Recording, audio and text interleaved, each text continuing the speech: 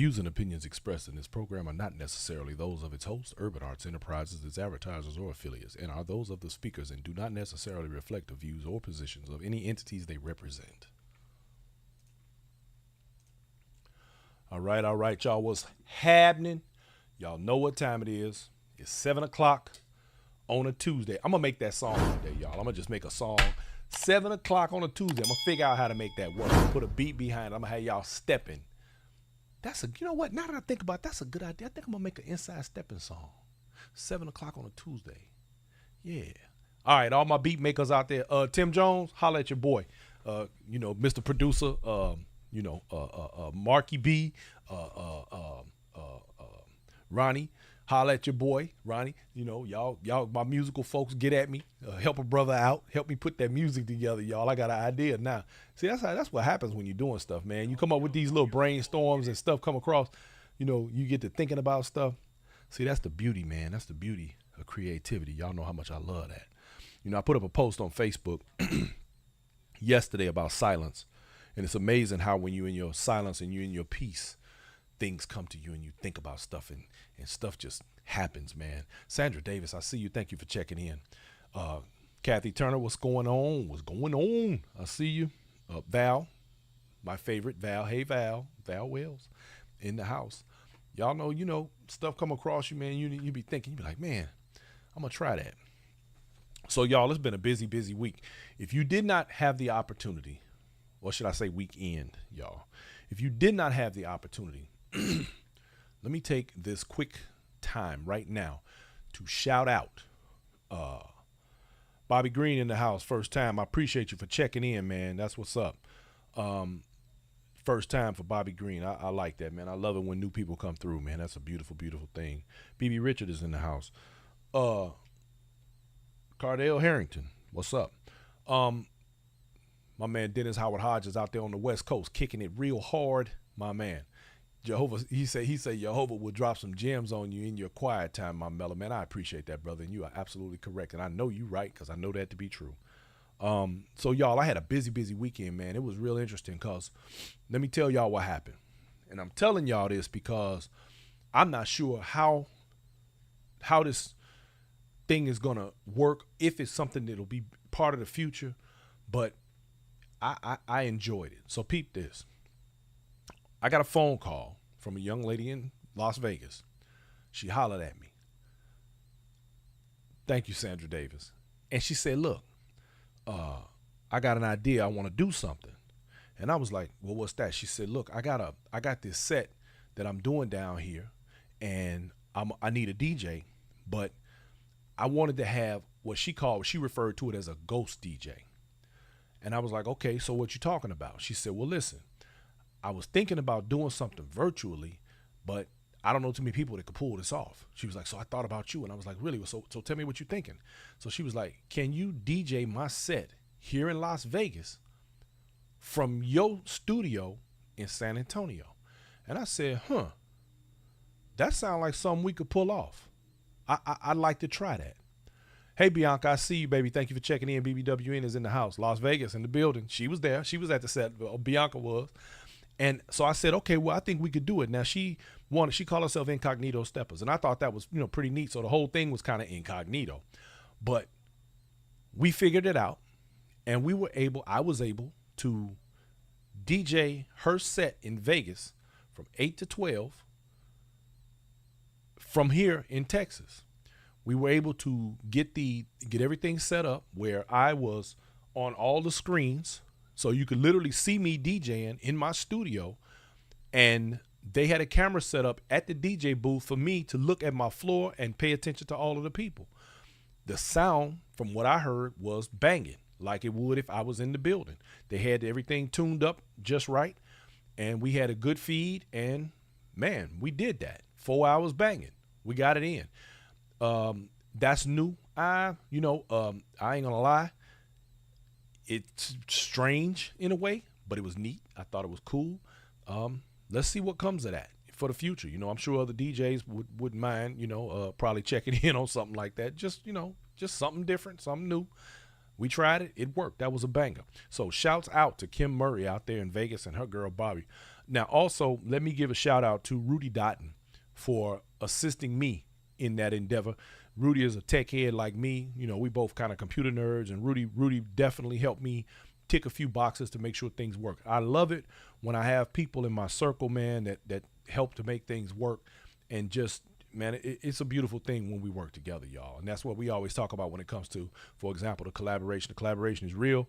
Myself, Josiah Burt, Daryl Greenwood, and William Owens. We have a lot of things coming down the pipe for y'all, and it's all about building the community, baby. We're gonna make this thing do what it do. So moving forward. So peep this, y'all. Tonight, man, I got a special guest. We are getting ready to have a fantastic conversation. Listen, y'all, I've been blessed. I've been extremely blessed in this endeavor with Inside Steppin because I have had the opportunity to speak to some of Steppin's more loving individuals, people who are actually love this dance. They're not in it for the money. They're not in it for the fame. They're in it because they love it and because they want you to love it as much as they do. And I am down with that ideology. So with that said, I want to introduce to y'all, if you don't already know her, she got a little skin in the game, y'all. All the way from I would say Detroit, but I'm gonna say all the way from Southfield, Michigan. I want to introduce to you all Ms. Tracey Bivins. You did. Tracey is in the house. What's up, Tracey Bivins? How you doing? Hey there, how are you? I am great. It is good to see you. You know, Tracey, you and I don't get an opportunity to see one another as often as we should. You do know that, right? Yes, sir. Now, whose fault is it? Mine or yours? Is it because I don't come there, or because we don't just meet in the middle, or what? What's up with that? I think it's a little bit of both. Okay. You got to put forth a little more effort. There you go. I like that. We got to make it work. That's what's happening. So, Tracey, me and you got a lot to talk about tonight, right? You got some things on your mind. Let me say right quick. I received a text message from you some time ago, and you were saying to me that there are individuals in this dance who are taking the dance to other levels, and it created a little bit of buzz to the point where you're saying each one of these individuals is taking the dance in I don't want to say different directions, but how each one of them affects the dance. Would you like to expound on that a little bit? Well, let me first start off by saying Chicago doesn't owe out-of-towners anything. I'm going to say that again. I'm glad you said that, but go ahead. Chicago Steppers doesn't owe out-of-towners anything. Mm-hmm. So that being said, there's a standard that Chicago Steppers have had in place for many, many years, many, many decades. Absolutely. And you have to make sure that you are adhering to that standard if you call yourself Steppin. And so initially, hold up, you starting out preaching. Hold on, let me get the plate. I'm gonna have to pass this plate early. Go ahead. I'm sorry, I didn't mean to stop you. Go. So there were attempts in the earlier part of the early 2000s where we did try to learn how to step with integrity, like the people in Chicago. Mm-hmm. But as the years kind of came, there's a bastardization. I'm sorry, that's the only word I can come up with. What's one of my favorite terms for what you're talking about right now? I use that one all the time. Go ahead. It's happening, and it's happening at a rate where it's turning off potential steppers. Mm-hmm. We need the dance to continue to grow, and we need to make sure that it's being handed off correctly. But there are some people who are not interested in preserving the integrity of the dance, and they're more interested in possibly lining their pockets or doing other things with the dance. So let's talk about it, because I'm here for the good, the bad, and the ugly. Man, I like you, Tracey. So look, because you know, Inside Steppin, we love transparency over here. Before we go down that rabbit hole, because we're going to go down that joke, and I think we're going to be down there for a little while, I want to ask you, give us some idea about your history in the dance. Now, I understand you did some writing uh, about this.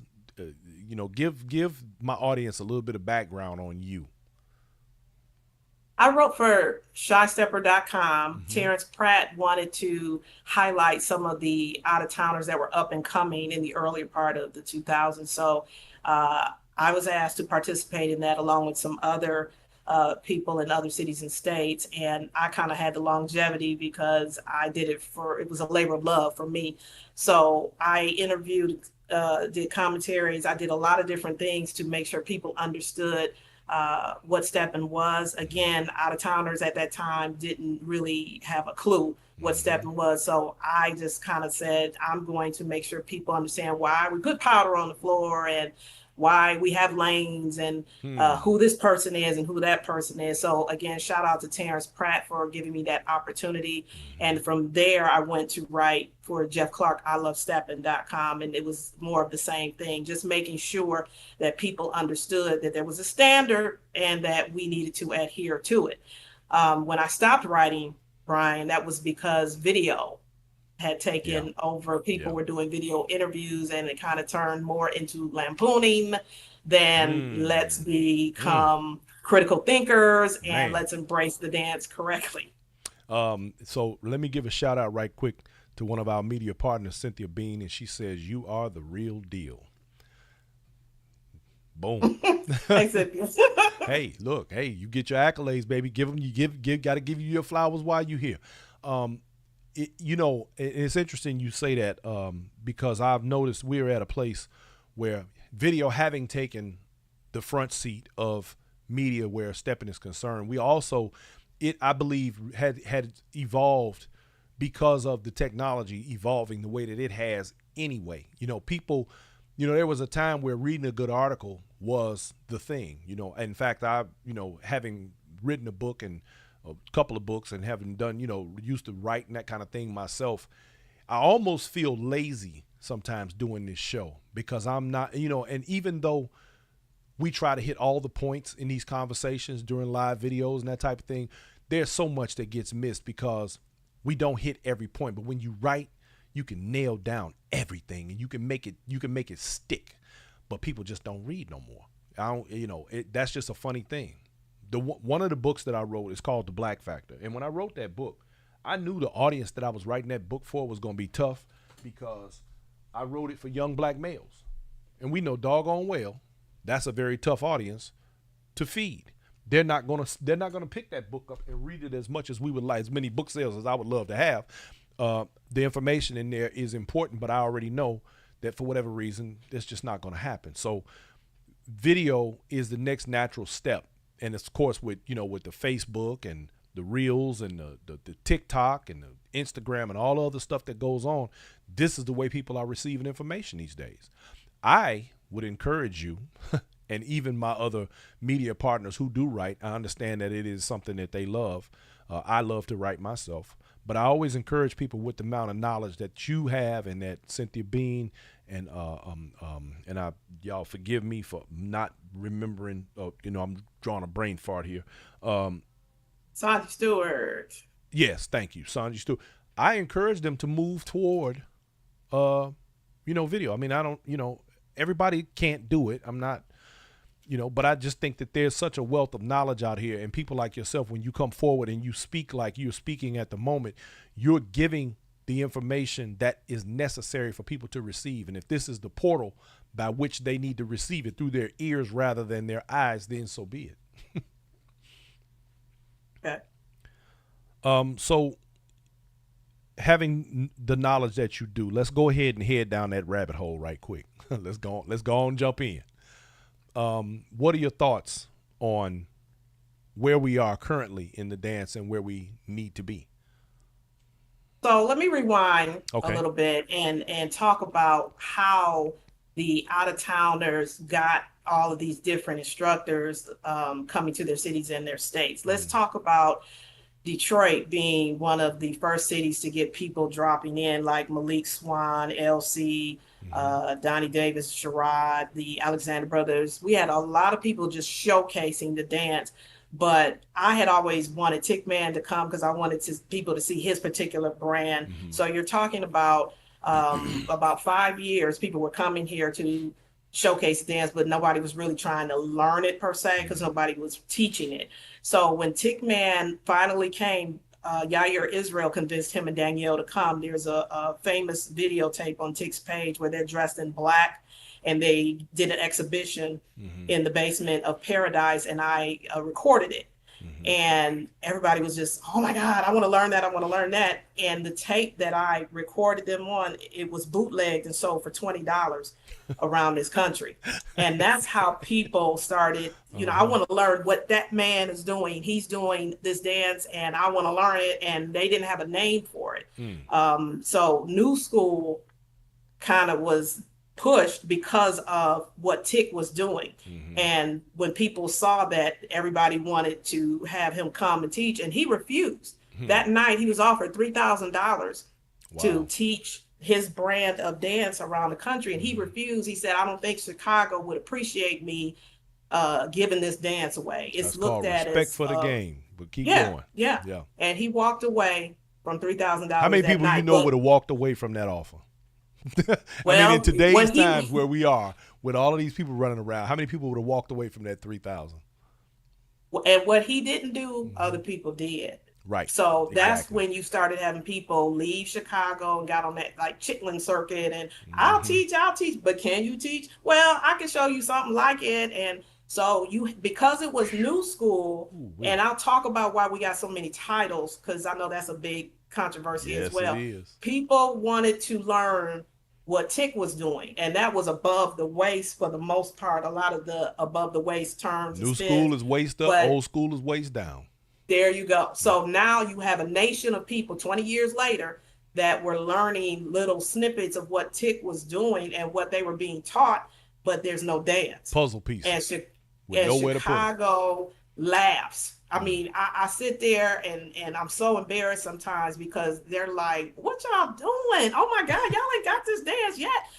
And again, we did the best we could as a country, I guess, outside of Chicago, but that's how New School kind of spread. And now we're in this mixed gumbo where now you have people that want to learn legitimately old school, the footwork. They want to learn original style. Hopefully Josiah Burt is supported in his endeavor this weekend in Chicago. And you got people wanting to learn. So everybody has always wanted to learn, but properly, right? We want to learn properly. We want to learn with integrity, because the litmus test was always, can you go to Chicago? And Chicago is like, you got it.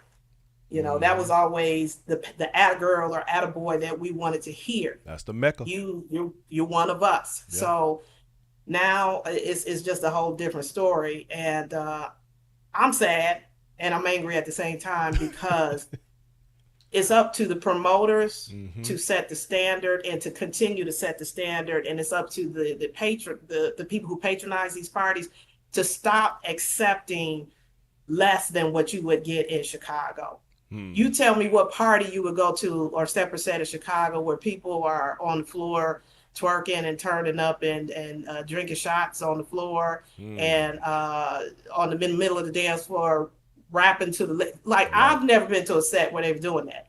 But I see that that's the trend now, and it's a little disappointing to say the least. Well, they say you can't teach what you don't know. We do have a lot of people that are around this dance. And, it's really interesting to me. And I swear you are hitting on all cylinders right now. I don't think I've ever had a guest that's dropping it like you are right now. I promise you. And I'm saying that because a lot of everything that you're touching on are things that have been said on this show more than once. And this is what you're doing right now. That is a reiteration of that information. And it is absolutely on point. Right quick, just to bookmark, ladies and gentlemen, Josiah Burt is doing an original stepping workshop this weekend in Chicago at the Harold's Chicken, 1450 South Michigan Avenue. And it is going down. And no, it's not just a chicken spot. Yes, there is going to be dancing, and you will do yourself a tremendous service by being there. You will learn a lot. And Joe is a person who continues to support those that he instructs moving into the future. You definitely will be doing yourself a favor by checking that out. So Tracey, you are like, you've hit so many points that I'm like all over the place trying to think of where to go with this. But myself living now outside of Chicago and around the country, I think I'm amazed. Here's what I find that happens, and I don't know, maybe you can tell me what needs to happen to correct it, because I mean, the cow done got out the gate a long time ago. But when I look around in different cities, and this is something that I've seen in multiple cities. I lived in Atlanta, I lived in Memphis, I'm here in Texas, but there's a common theme. For whatever reason, I've noticed there are people in different cities, not just those, but across the entire country, as the dance has begun to grow. It's almost like the first person that tells them anything, they lock it in.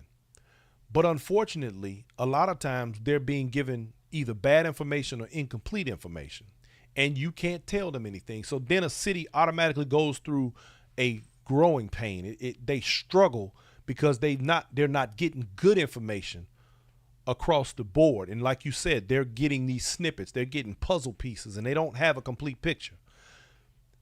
What can we do? Well, what can we do to try and fix that? Chicago stepping instructors need to stop leaving Chicago and make people come there like we did. We drove I-94. We messed up some cars, Brian. We put a lot of mileage in because there were not classes at that time. We're talking about like 97, 98. Right. You had Donnie's that eventually came into being, and it was considered more of a workshop experience. But again, if more people would just stop leaving and make people come and experience the music and the atmosphere and get to see people peacocking, then we wouldn't be having this conversation. We have to make sure that people know what it is that they're getting into. Yes, you have to see the culture in real time. You have to experience some conversations about the history. I think all of that is necessary if you're going to call yourself a stepper. And right now we have people that say, well, such and such came to my city and he did a workshop, so I don't need to go to Chicago because such and such came to my city. I don't need to go to Chicago to listen to the music because I'm the closest thing to Mellow Chris that there is. Like, somebody actually said that. And, you know, virtual DJ doesn't make you Mellow Chris or a DJ Calvin or any of these guys that can mix in real time and, you know, get you up out of your seat. So hey, I did a whole show about that one. Go ahead. Let's just have everybody stop leaving Chicago. That's really the only solution. If you want it bad enough, you're going to get to Chicago and you're going to go experience the rites of passage, go to the 50, you're going to go to Donnie's, you're going to go to the Dabney's at Visions. You're going to experience everything you need to experience, but you have to go. It's not going to come to you. That's 20 right. years and we're no closer. Listen, I was in Chicago myself 3 weeks ago. I'm at home now, and I felt like I had an experience. Now that's insane. When I'm in my own city around my own people and I go to it and I'm trying to hit everybody's set, man, that was crazy. I told my wife, I said, man, we got to go sit down somewhere. We get too old for this. Maurice Thomas say, the name game killed the game. Interesting and accurate. Speaking on that, I remember when the World's Largest first started. That was around the time I was leaving the city. You either could step or you couldn't.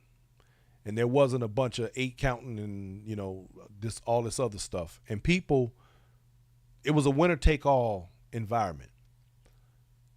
The names, and I'm saying this for the benefit of the audience, because I know you know this, the names were created as an attempt to separate categories for people to have an opportunity to win against the best of the best in the game. So there was a division created.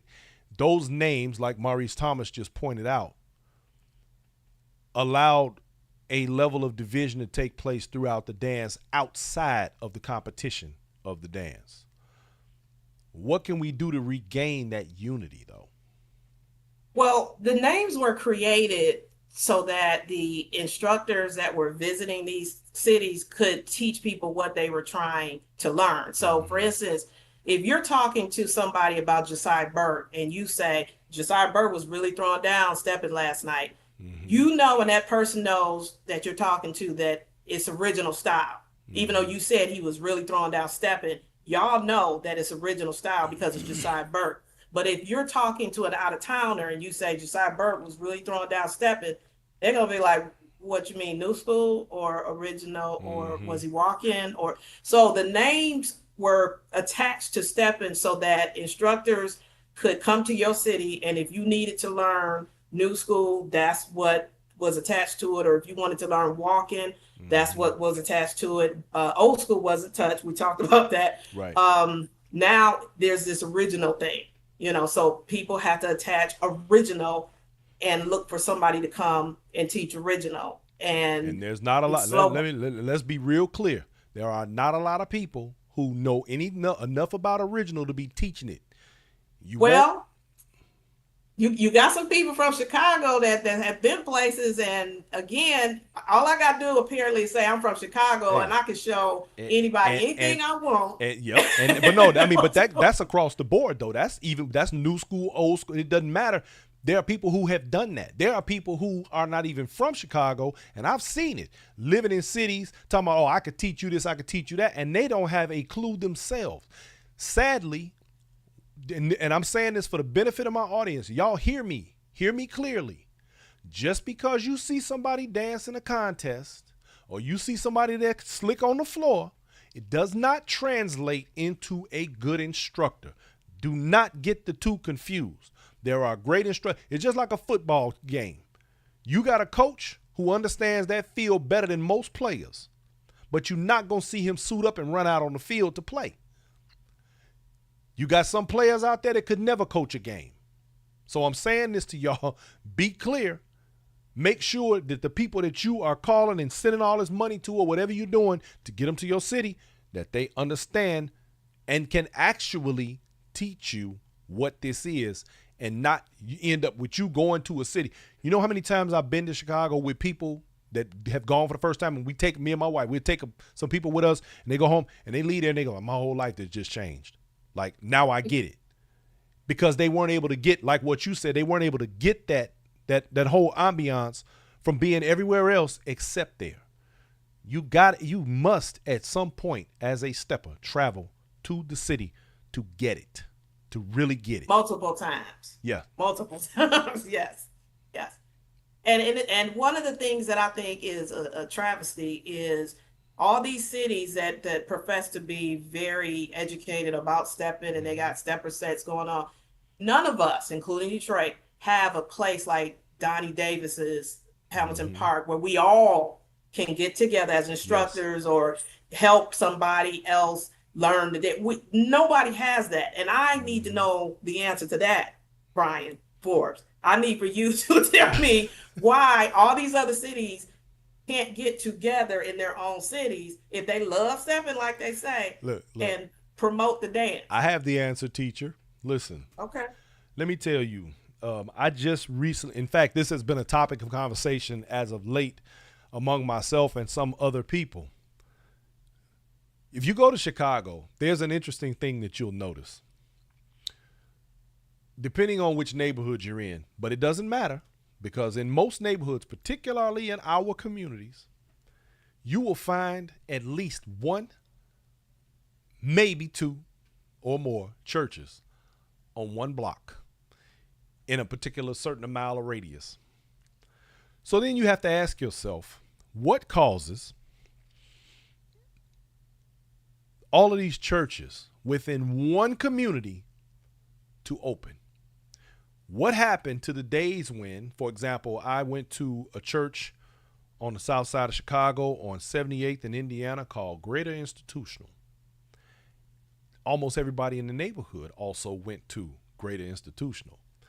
We once had a community where we all gathered as a community. You knew who everyone was. You knew who your neighbors were. We now live in a society where people don't even know who's living next door to them. You have people these days that all want to build a better mousetrap. They think that they can do it better. One of the mistakes, in my opinion, that a lot of the instructors have made is ego driven. The reason it's ego driven is because rather than teach people what the basics, and believe it or not, most of them actually don't know what the basic dance is. They teach people how to dance like them, not the basic of the dance, not let me teach you how this dance goes and then you put your flavor on it.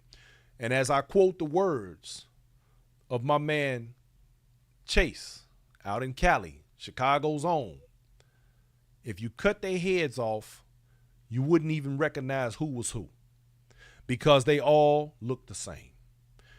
There was a point where, and this is something a lot of people don't realize about these, about the competitions.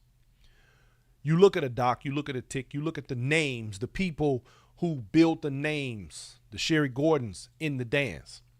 What you don't realize is that the reason these people stand out in the dance, yeah, they got some longevity in it, but it's their style. Their individual style makes them who they are on the dance floor, in the competitions.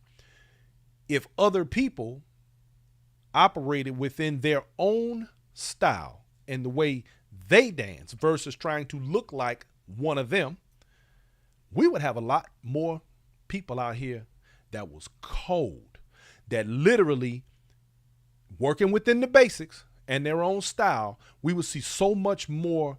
There would be so much more beauty in it. Like, it's a beautiful thing already, but it would be so much more beautiful if we could just see the individualistic expressions from each person as they move through their journey in this dance. Oh, it would be a fantastic thing. It's a beautiful thing now, but oh my God, imagine if every person outside this dance just would be who they are. And they wasn't worried about a celebrity doing. They weren't worried about getting a bag because so-and-so got it. And they just worried about their own individual flavor and being who they are as individuals. The world would be so much more colorful and beautiful. This dance would be so much more colorful and beautiful. And we would see more people who gave themselves an opportunity to excel in the dance and in the competitions and on the dance floor to levels that we saw back in the 70s. When we watch cats dance, I don't know two people that looked alike back in the day. You might do some of the same moves, but the way he did it was a little different than the way he did it. Both cold, but man, and it was a beautiful thing. I would love to see more of that now. So but that's classes don't promote individuality. Let's be honest. I know it. None of my heroes and sheroes in the dance ever took class. None of them. And I'm sure your heroes and sheroes never took class. Never. It's an oxymoron in that, yeah, you got to show people the fundamentals, but how long are they supposed to go to the class, Ryan? How long are we supposed to have these people pay this money week after week? Like, what is the graduation point? Yep. So again, I am a person that wants people to go to Chicago and kind of look, and I hustle and get it the way I got it organically. Mm-hmm. But you have a lot of people who are not natural dancers that want to do this dance. But if you're not a natural dancer, you're going to look like Robbie the Robot. And even that's fine. But, and you're absolutely correct. See, the whole reason that the 8 count even became a thing in the first place was to allow people who didn't have that flavor or that flair. Because I'm going to just keep it 100 with you.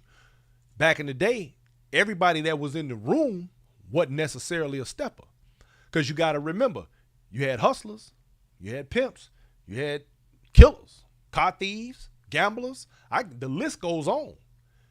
A lot of cats be in the room. It was some dudes that would never dance at all. They'd be in the corner shooting dice all night. Keeping it 100, the same thing applies. Those guys didn't have the flavor to really do the dance like that. They was there, but they just wasn't dancers. This whole opportunity to put numbers to what the basics of this dance was during that time, coming into the 2000s, gave people who liked what they saw an opportunity to join in. Now, if we were fortunate enough to have enough people who truly understood the dynamics of what we're doing, here's one of my favorite analogies. Some of you on this show have heard it before, and I'm going to say it again for the purpose of this show. I equate teaching the basic or the 8 count to a set of keys. When you learn the 8 count, that is your key. That basic 8 count, that is your key to the door behind which stepping resides. If you take that key and you unlock that door and you go inside, the first thing you do is you put your keys down. You don't hold on to your keys if you sit in the living room watching TV. Your keys go on your little table at the door, or you put them in your purse, or you put them in your pocket. You put them on something, but you put them down. Because once you're inside, you live in your life. Like my man, Hey Fred say, live your life. You live in your life. You got your freedom inside your house to do as you please, but you're in there. The 8 count is your key to that door. Go inside, put the key down, and enjoy the spoils of what you use to get inside. Once that happens, then you flourish as as a dancer within your own space. That's the analogy that I love to use. Yeah. So, Reggie Miles say he still do a move he stole from Bumpy Face Slim. Reggie Miles, all of us use moves we stole from somebody. Believe that. Maurice Thomas says then why do they promote the same instructors all the time? The same all the time. I stuck you promote the popular. Well, in other words, they promote the popular instructors. Well, I mean, you gotta look at it like this. It's like anything else. Once something catches on and people latch on to it, that becomes the flavor of the month or the flavor of the year, whatever you want to call it. It doesn't necessarily make it right, but y'all have to remember something outside of this dance, in and outside of this dance. It is easy for things that are not right to become normalized. And I'm not saying that these instructors are not right. I'm just saying that whatever they're doing, if they have a certain level of popularity, I mean, let's use Donald Trump, for example. Donald Trump is wildly popular. Dead ass wrong, but wildly popular. Right has become left, up has become down. If we as a community don't stand up, or we don't say that's not how this is supposed to be done, then that's what we're going to get. Somebody has to be the gatekeeper. People like Tracey Bivins, Cynthia Bean, myself, even I see my man Dan Land. I see you, my brother, in the house. There are people who stand in the gap to try and keep these records straight and try and put things in their proper perspective. That's what this show tonight is all about, is giving perspective, because you can take what we say, and I'll tell anybody, I say it all the time, if I say something wrong, I have an open door policy. You're welcome to challenge me on it. But we have to be willing to say sometimes what other people won't for whatever reason, and use our opportunities through forums like this to make sure that the general public understands that this is the way things were done, and now this is the way things are being done. But if we intend to maintain the integrity of the dance, let's stick to the dance, not all this other peripheral stuff that's going on, and make sure that the people who actually know the difference are giving us the information. Come on, Tracey, help me out now. Well, I'm off on a rant. I'm sorry. I'm giving a rant too, because come on. You talk about what is the allure of these instructors going to these different cities and states, they become rock stars. They're treated like rock stars. You should see it. Like you This have is the these allure. guys. This is the allure. Don't get it You twisted. you have these guys that they're flown out to these different cities and states, and these women are waiting, and they throwing all kind of lingerie, and men are like, I'll pay you $100 for 10 minutes of your time. So I get it, but again, look at the damage that is done. Yeah. And look at the damage that it's continuing to do. These people are not learning anything because you want to be this super duper stepper, but you're inviting these people and you treating them like rock stars, and they convincing you. They're very, very savvy with, I can have you looking this way. There's a flyer that was out 3 months ago. It said, I can have you dancing like Tick Man and Drew in 3 months. Wow, really? So you have, first of all, you have the audacity to say something have that like information on a flyer, wow. but guess that's bold. That's a bold statement. is feeling that's reading it. The person's like, oh, I can dance like Tick and Drew within 3 months. So we were doing a disservice by, again, Brian, if nobody left Chicago and everybody had to come there, that's half the battle right there. So it's a tough situation that we're dealing with here, but I just want people to understand why this has happened over the last 20 something years. Man. Ooh, I'm gonna have to debrief after this show. Oh, Reggie Miles say sex lies and videotape. Yeah. Well, I mean, here's the other dynamic. I mean, let's just, since we putting it all out on the table, let's just put it out there. Reggie Miles say P.T. Barnum said a sucker's born every minute. You sure right. Let's put it all out there though. You also have people who are what I like to refer to as attention whores. They value the attention equally as much, if not more sometimes, than some folks value money. That is their currency. And so therefore, you have people who like to social climb within this dance, and they make statements. One of the things that I think I have a problem with, well, I know I have a problem with, and I ain't got no heaven or hell to put nobody in, but I try to be neutral. But I'm going to tell you what annoys me. When I see people who have to constantly sell themselves. Well, I can do this and I can teach you that, kind of like that flyer you was talking about. And I did this and I invented that and I created and I blew blah, blah. Man, boy, stop. Please stop. Because number one, if you wasn't in none of them rooms starting in 1972 up to about 80 or 81, you ain't invented nothing. You ain't created nothing. You didn't start nothing. It was all already here. Do not get confused. That's number one. I get tired of listening to people going on, and then they get out here. They got to take a picture with everybody they think is popular so they can try and make themselves look like this my friend. That ain't your damn friend. Let me be clear. These are people who dance and dance within a community that you dance within.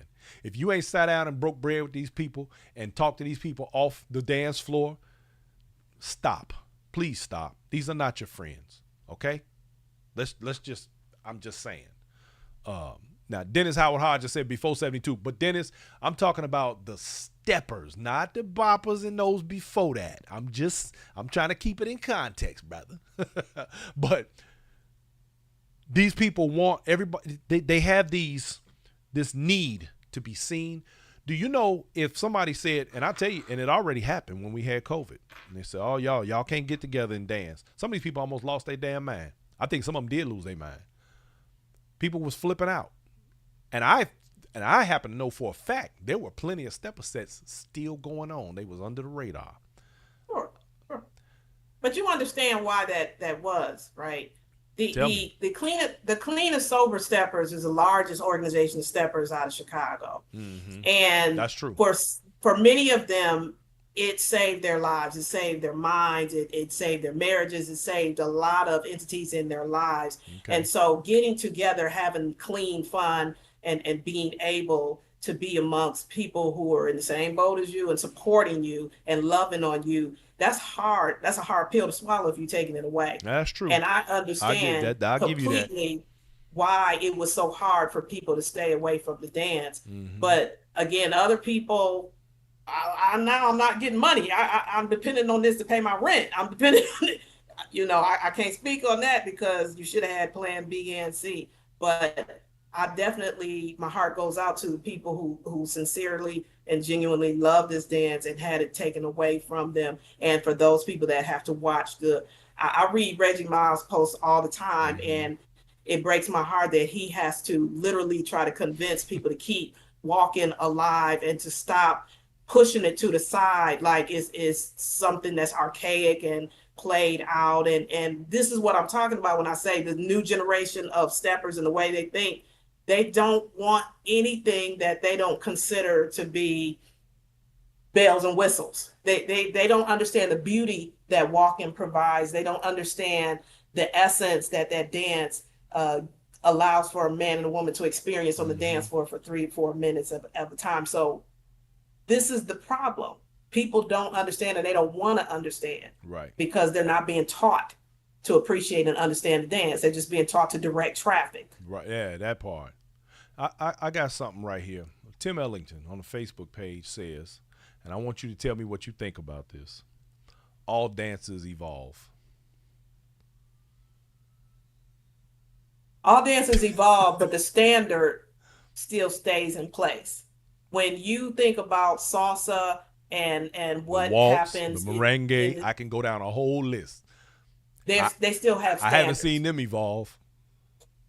Saturday night, I went to the white party at Tinley Park, right? I told you I was in Chicago. Yeah, you was just in Chicago. And when I talk about standards, this was beautiful. We were all at the white party, and this song came on, and the person said, if y'all want to step, y'all can all step off of it.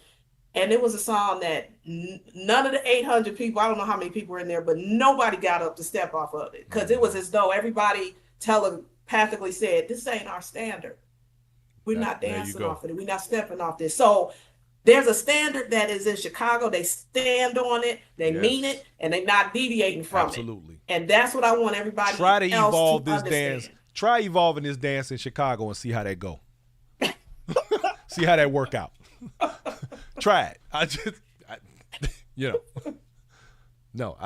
absolutely correct. And it's funny because it's not even, there's no written rule, but it is clearly understood. Clearly understood. Mm-hmm. And it's funny to me that it seems like every time we get into this discussion about evolution of this dance, which, by the way, I hate, we get into these discussions about how the dance is supposed to evolve and all this other stuff that's going on. It's never anybody from Chicago that makes these statements. It's always, and I'm always amazed that they believe that. I mean, but again, the reason they think that and believe it is because there's a lot of misunderstanding about what we do and why we do it. And that comes with being instructed by those who can't even give you the information because most of them don't have it. They themselves can't teach you something that they don't know. I digress. And people need to, if you want to find somebody that can teach you, because again, 90% of the country is doing new school. If you want to find somebody that can give you the foundation and some new school elements, why not ask people, instead of looking at flyers on Facebook and trying to make an informed decision, why not ask people who you admire in their dance, who taught you? Or who did you look at, or who did you watch to kind of get what you're doing and what you want? And you'll be amazed that a lot of people will say the same 2-3 names over and over and over again. So it has to be some truth in that in and of itself, but you have to do your homework in order to be an informed layperson. And people don't want to do the work. I do think though that this dance is still in its infancy, if you will. And I think that unfortunately, even a lot of the people who kind of admire others dance, they don't have the benefit of some of the ones who were those foundational instructors, those who we learn from by watching and that kind of thing, because a lot of them are gone now. And there's many more falling off, regularly. And that's one of the reasons why it's so important for us to have these type of shows, because we got to get this information out here before it's our time. And when that happens, what is the record going to look like moving forward? That's why I'm so glad Reggie Miles is working the walking thing so hard, because it's necessary for people to understand that is it. I don't even want to say it was part of the dance. It was very much the dance, as well as everything else we do. So there's no like separation, but people think that there is. And just like how we use all these different names to describe stepping, in fact, back in the day, wasn't no we going stepping. It was we finna go over here to so-and-so spot, or we about to go over here, hang out with the fella. Everybody knew what that meant, especially if you travel in those circles. And if you didn't travel in those circles, it didn't mean nothing to you because you didn't know what was going on in the first place. So, it's like we're at a place now where I just believe that we definitely need to be continuing to push these understandings so that people clearly get it all understood. Kenneth Wynn says lobby to put it in the Library of Congress. Kenneth Wynn is already in the Library of Congress, thanks to Josiah Burt, and that's a fact. So Go ahead. I just wanted to add one thing. One of the things that I'm most proud of that Rock and Roddy Mack did was provide an environment for 1,800 people to come together for many years to the city of Detroit to fellowship and receive some instruction and to just be around the culture of stepping. He did this by himself. And I think that contributes to the success of the Detroit White Party. But again, if people would try to make a concerted effort to have gatherings that are focused on the fellowship and the fun instead of wearing certain attire and doing things after 3 o'clock in the morning, we would be in a much better place in terms of marketing this dance. I can't seem to get people interested in wanting to learn how to step because of the salaciousness that they're hearing about in other cities and states. And so bad news travels real fast. It travels faster than good news. Absolutely. Yes, sir. Yes, sir. Well,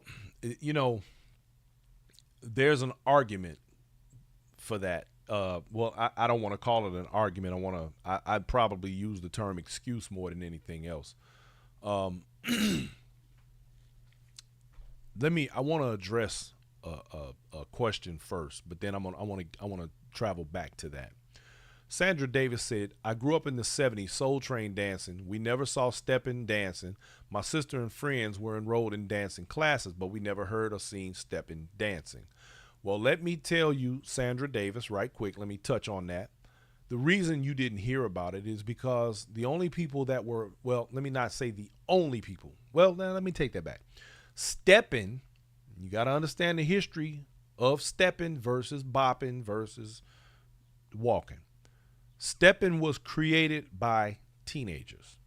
Teenagers didn't travel in the same circles as the older boppers. In fact, these people couldn't even get into the clubs where they were bopping. Steppin was also something that was done among pimps, players, hustlers, thieves, gamblers, car thieves. I could go down a whole list. It was not something that we did outside of those circles. So, of course, it's not something. And then, of course, also it was something that was created in the street in Chicago. So, of course, it wouldn't be in a mainstream institution where you could actually learn that. Tim Ellington, no, it didn't evolve. The term steppin', that phrase was coined by Sam Chapman for the purpose of separation from bopping. Bopping never evolved. Bopping is still bopping. Steppin' was something new that was born out of the bop. Now, whether you call it bop or steppin', it is still the same dance, though. So there is really still no evolution there. but I get where you go. I understand what you saying. Now, I'm gonna jump off of that whole thing, but just to give you Sandra Davis a little bit of clarity about this dance growing up. That's why most of the people who are the creators of this dance are now in their 60s and 70s, 50s, 60s, and 70s. Well, no, let me say 60s mostly. Most of the creators are in their early to mid 60s. They were teenagers at that time.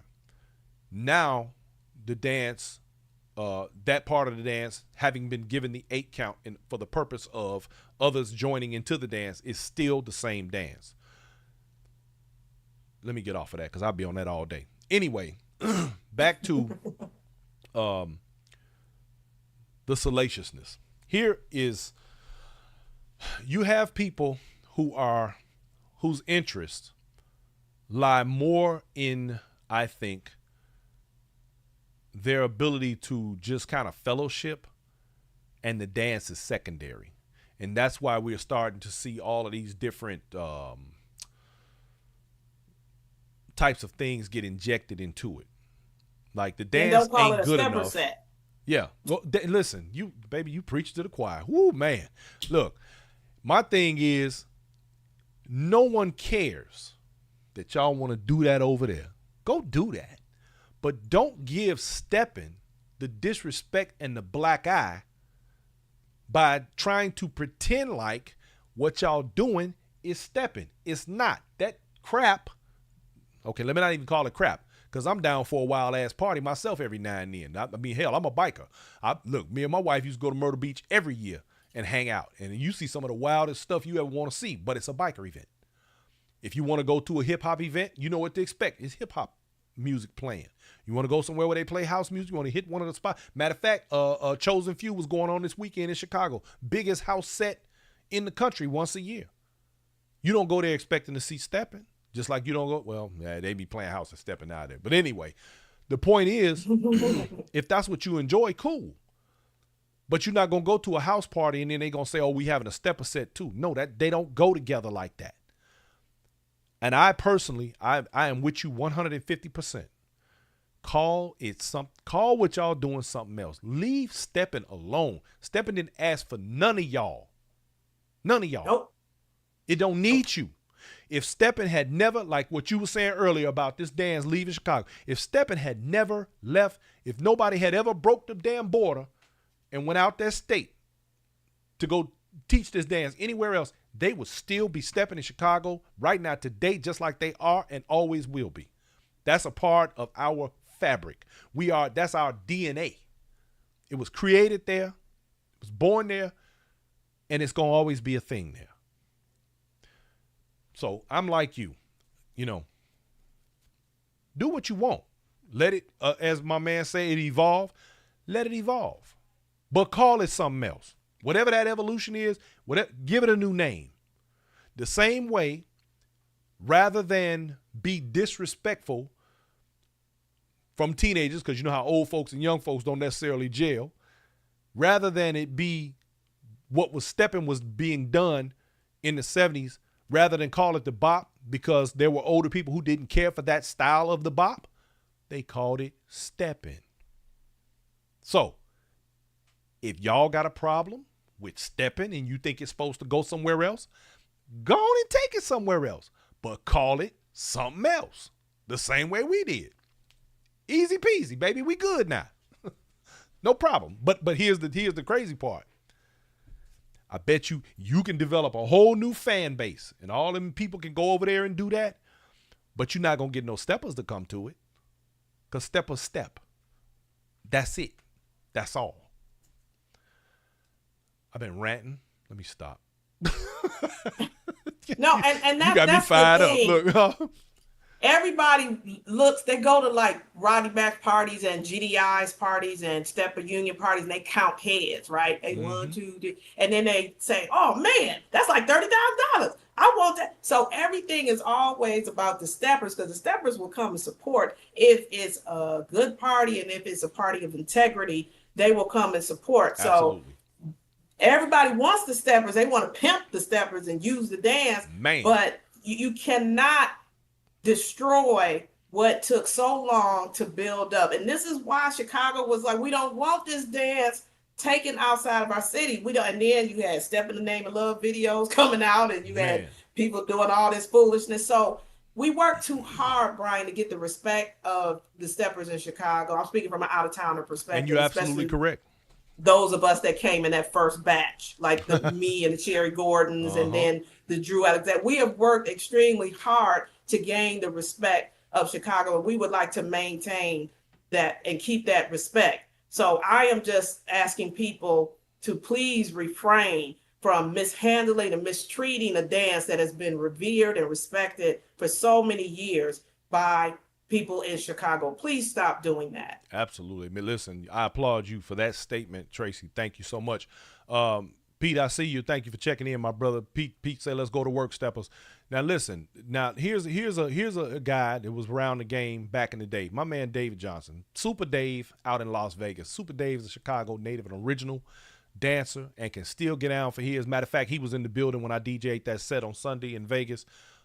He said he started in the game now. Just to give you some perspective about what I said earlier about it being teenagers starting this dance. And he's considered one of the vets of the game now, one of the legends of the game.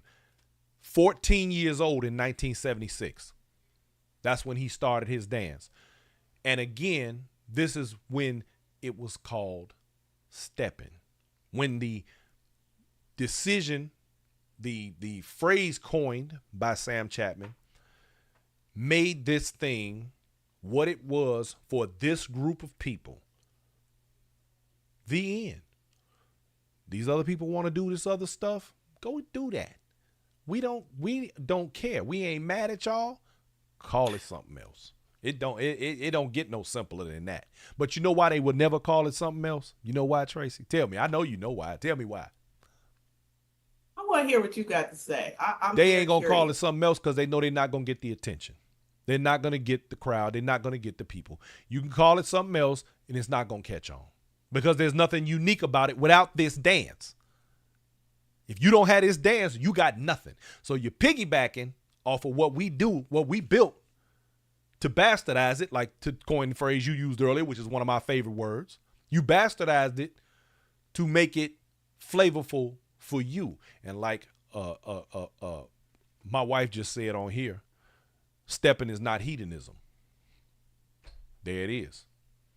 You want to go to hedonism? They got that in Jamaica. It's good. It's fun for what it is. That's what you like. I see you, Pretty Ricky, my man in the building. Church on the Move, family. So I don't know, Tracey. We're in a strange place. What do we do? What can we do? Because we could talk about the problems all day. But what can we do to solidify the dance and provide the proper information to those who need it and for those who are willing to receive it and help the dance gain the notoriety globally that it needs? Just for the record, y'all, we got people in Paris. There's a steppers group in Paris, France, y'all, and they are getting it in over there. I'm letting you know. Oh, okay. Now you know what, Tim Ellington. Now I understand. He said in Dallas he was swinging out. He's a swing out guy. A lot of converts in Texas from swing out and two-step to stepping. He said he saw Geno Spears stepped on the floor one night and did something different. He found out later it was called stepping. He resisted for years, but he started getting bigger in Dallas, and that's when he felt compelled to learn it. Okay. Well, that statement alone speaks volumes, and I understand now why you think this dance should evolve. It's not. Reach out to me sometime, Tim. I'll explain it to you. So here we are in a time where I think it's really critical because we have an opportunity to put things back in their proper perspective, or to put them in the proper context so that, we don't end up with too much nonsense or misunderstandings and misgivings, misconceptions, misinformation going too much further down the road in this dance, because like I said earlier, I have a problem with people who always seem to want to sell themselves. Let me tell you something, people. If you have to sing your own accolades, you probably don't deserve any praise. Because if you're good at what you do, if you that cold, trust me, everybody else will do it for you. I agree. Let's see. Dennis Howard Hodges says a lot of people don't respect themselves. When that happens, respect stops for anyone else. Absolutely correct. I agree with you. I would like to talk about this term master stepper, if I can, just for a moment, Brian. Ooh, is that a because thing? a lot of it. Come on, baby. You lot- got a the lot of flow. this- Speak on it. Shit. A lot Speak of on it. instructors like to call themselves master steppers. And I just want to talk about what I believe a master stepper truly is, so we can help these people understand as calling themselves that, to kind of be reflective and possibly take that back. I'm going to name Sharnice Simmons. Mhm. Okay. I seen Sharnice in the late 90s step one way, and she was bad, ice cold. She changed up her style 10 years later after that. 2010, I saw a different Sharnice Simmons, even colder than the Sharnice Simmons I saw in the late 90s. In 2023, her style of dance grew even more sleeker and even more sophisticated. So in one lifetime, this woman has changed her dance 3 different times, and they've all been masterful. They've all been wonderful. And I can say the same for Tick.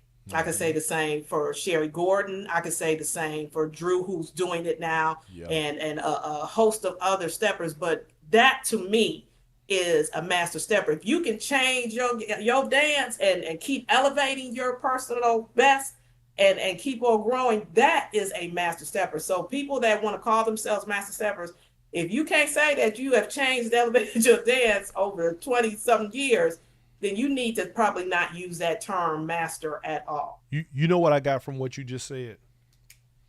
I'm going to tell y'all what I heard her say. I heard her say that if you don't remain a student of this game throughout your entire journey in stepping, you can never call yourself anything other than a stepper. You must always be a student as long as you live doing this dance. And in life, you should always be a student. And the best leaders were always the best followers first. Amen. So there's that. Tracey, I like you. Minority, but okay. Now, Reggie Miles makes a very good point. Yeah, well, that's a day. Look. You know me. I'm always challenging folks. You don't like it, holler at me. Reggie Miles said, please understand that the Chicago style is 3 dances. Absolutely. Those 3 dances, when done properly, are one. Profound statement, Reggie. Thank you. Absolutely right. Yeah, so, my purpose for this show is always about education. It's always about giving people food for thought, about giving people something to work from, to work through, to understand, so that you can move forward in your dance without apology. A lot of people spend a lot of time apologizing. Why? I have no idea.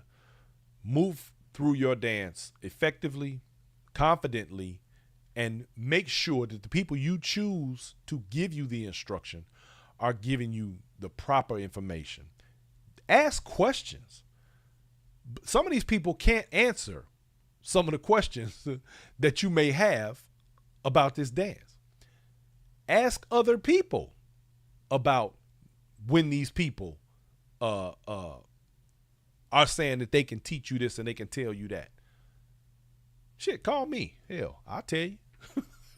I'll keep it 100 with you. Let's see. Super Dave say, but you must have your own style. We never looked the same, and we saw generation after generation over 30 years in the game. Absolutely, Super Dave, and that's true. Because y'all didn't go to classes. Right. Super Dave, y'all didn't have classes. We didn't have classes. So You either had that flavor or you didn't. that's it. One of my computers is back there going haywire. Yeah, and that's just a simple fact. You either had it or you didn't have it. And like I said, there was cats that were in the room. They'll tell you they was in the room.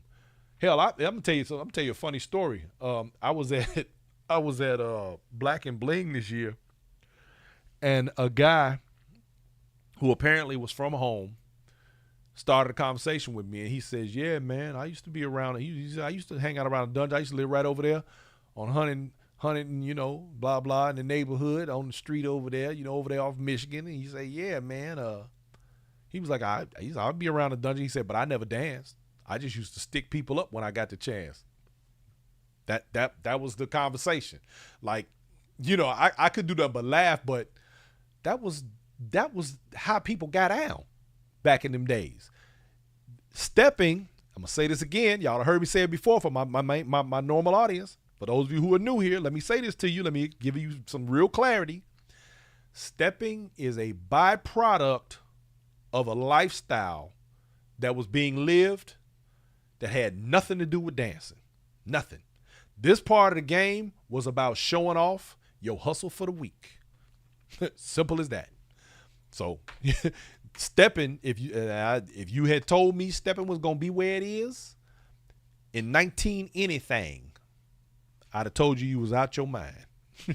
Nah, ain't nobody gonna be doing this 30 years from now, 40 years from now. Ain't nothing happening. Look at us now. Look at us. And it has gone mainstream. Like I said, we got people all the way over in Paris, France. There, for those of you who don't believe me, go on Facebook, look up, I think it's Paris Steppers or something like that. They got a Facebook group. A large majority of them are white. They're stepping in Paris, y'all. I get people on this show. I had somebody chime in from Dubai who follows me now. I had people chime in from South America that follows this now. Y'all, the dance is growing. But what we not going to allow is that bastardization that you talked about. What you got? It's 50% black. Oh, it's 50% black? Thank you. Producer lady said it is 50% black and it's called Steppin' in France. See, I don't be knowing. But anyway, point is, it's growing and we gon' make it do what it do. And everybody who call themselves a stepper, at one point or another, you need to take your tail to Chicago. Tracey, go on, finish up, baby. Drop some more gems on them. Well, again, I am very, very much an advocate of giving people their flowers while they're alive. And I admire what Pete Frazier and Majestic Gents have done by allowing people to grace the stage of the world's largest. But I want to make sure people understand the greatest steppers have not even been on that stage. And we got to stop thinking that, well, if I get and participate in the world's largest, then I'm going to be an accomplished super duper stepper. And that couldn't be any farther from the truth. We have seen some great steppers on that stage, don't get me wrong, but I'm saying that many people who have not been on that stage are great, and you would have to go to Chicago to see them, obviously.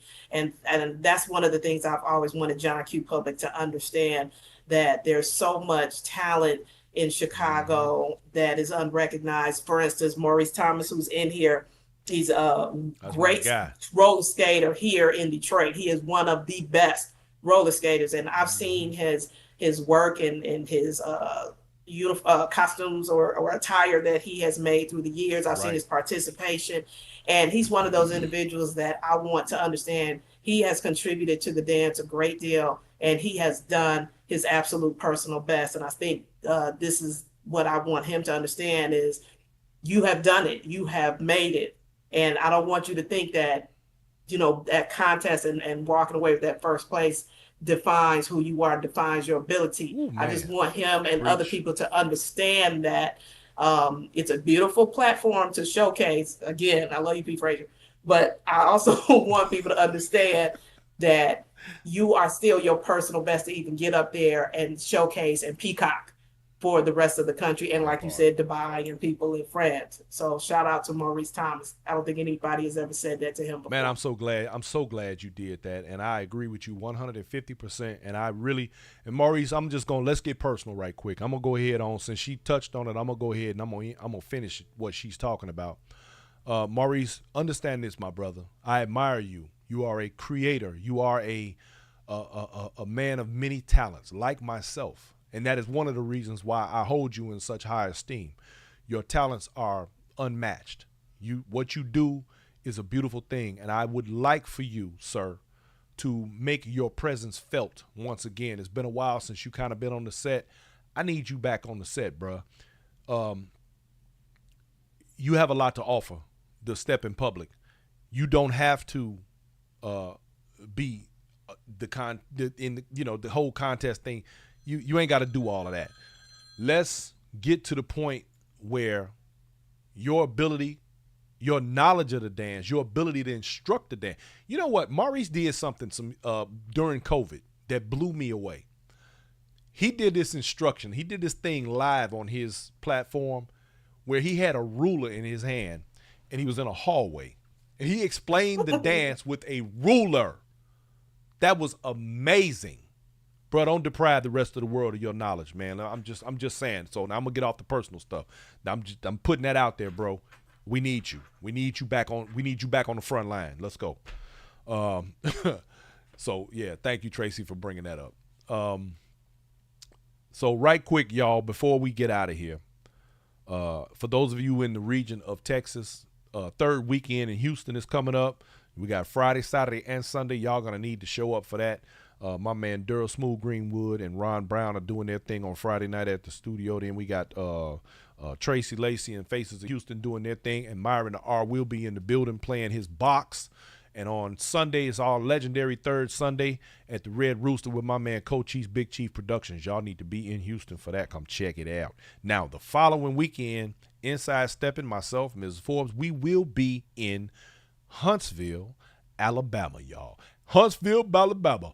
We going down south and we gonna get it in. I don't know, is there anything further? I think I'm the furthest south out of everybody. I'm down here in San Antonio. Yeah. So anyway, we'll be up north in Alabama. Did you ever think you'd say we was going up north and we'd be in Alabama? Steppin in Huntsville, y'all, July 28th through the 30th. Drew the Phenom will be in the building. Sherry Gordon will be in the building. Mark from the Majestic Gents. The Drops will be in the house.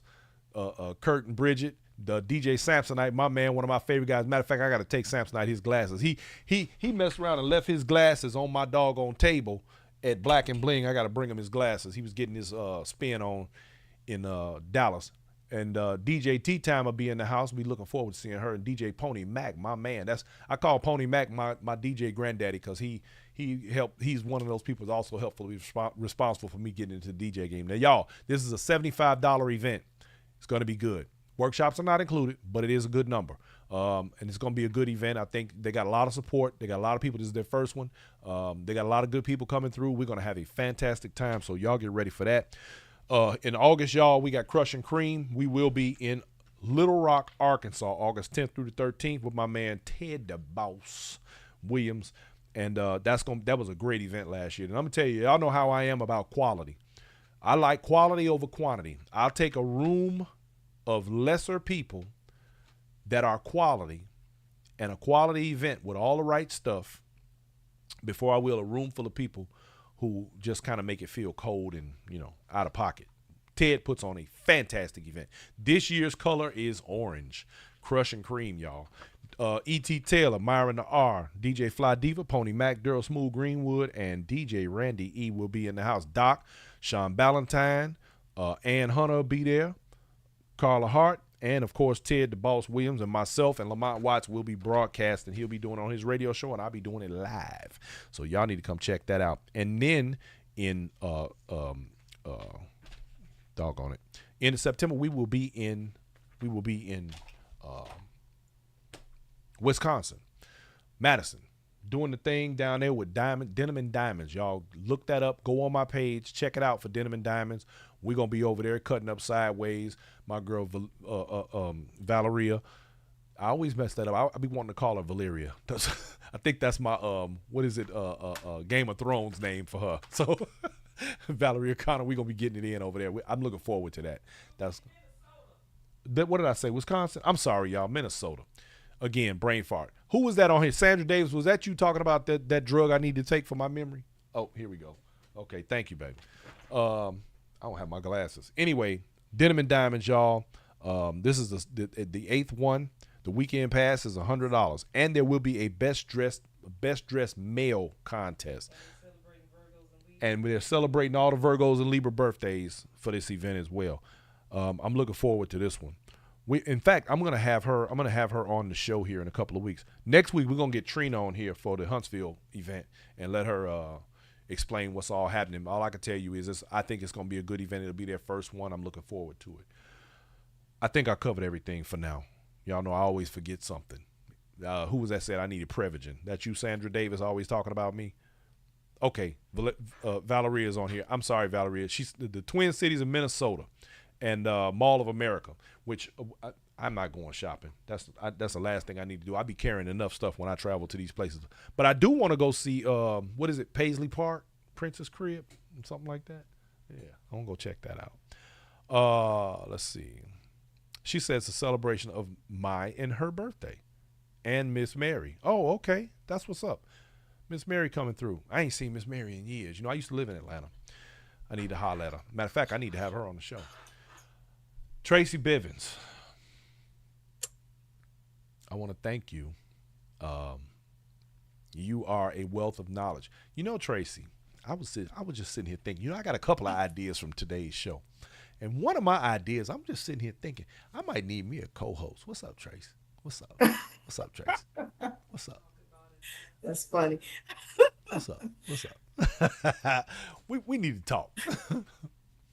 Thank you, Brian and First Lady Forbes, the producer, for having me on the show.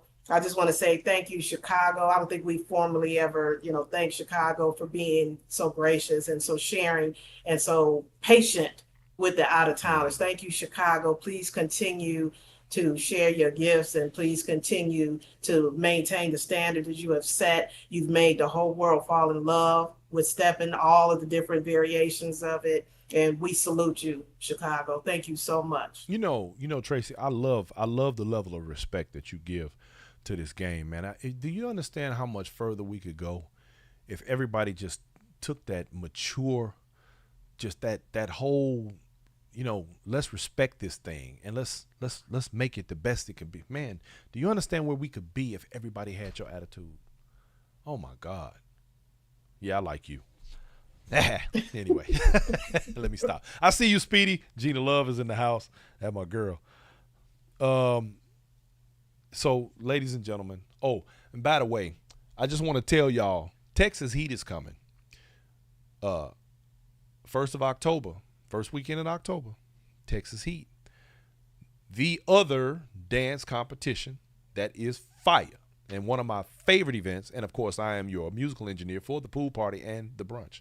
And by the way, we will be broadcasting live. And I just want to, and I'm telling you all of this, not because, well, yeah, because it's a great event and because that's my boy and, what I'm saying, we do what we do.